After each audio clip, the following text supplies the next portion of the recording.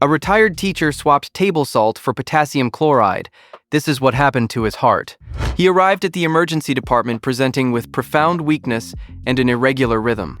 We trace how a well-intentioned dietary change collided with his blood pressure medication to create a lethal electrolyte imbalance. The mechanism involves the kidney inability to excrete the excess load while on an ACE inhibitor. This reveals hidden danger in salt substitutes for hypertensive patients. AM, a 68-year-old hypertensive man, managed blood pressure at home.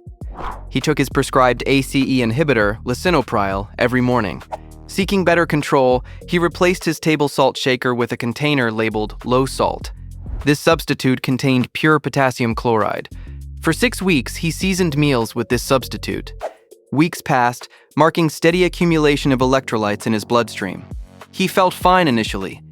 The combination of medication and diet created a silent trap.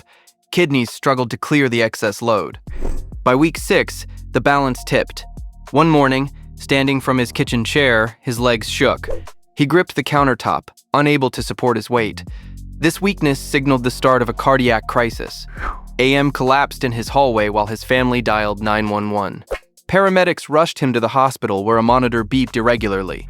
A nurse attached leads to his chest as the rhythm distorted. The emergency physician picked up the white salt container from his bag. Reading the label aloud, she identified potassium chloride as the hidden ingredient. This interaction is not rare. 10% of ACE inhibitor users develop the condition within a year. Hyperkalemia affects 3.7 million United States adults. Potassium reached 7.2 milliequivalents per liter after 6 weeks. This combination created a perfect storm inside his veins. We look at kidney tubules to understand the blockage. ACE inhibitors reduce angiotensin 2, slashing aldosterone release. This hormone directs potassium excretion, but the inhibitor blocked that release. It normally boosts renal Na plus K plus AT PASE. A TPAS stands for adenosine triphosphate enzyme, the cell energy pump driving excretion. Without this signal, the kidney distal tubule fails. Potassium ions accumulate in the bloodstream like clogged water backing up in narrow pipes. The added salt substitute overwhelms impaired excretion. Risk jumps 10 to 38% in admissions for this interaction. The drug blocked the exit while the daily diet opened a floodgate. That excess electrolyte begins to disrupt cardiac conduction velocity. Peaked T waves signal dangerous electrical instability in the ventricles.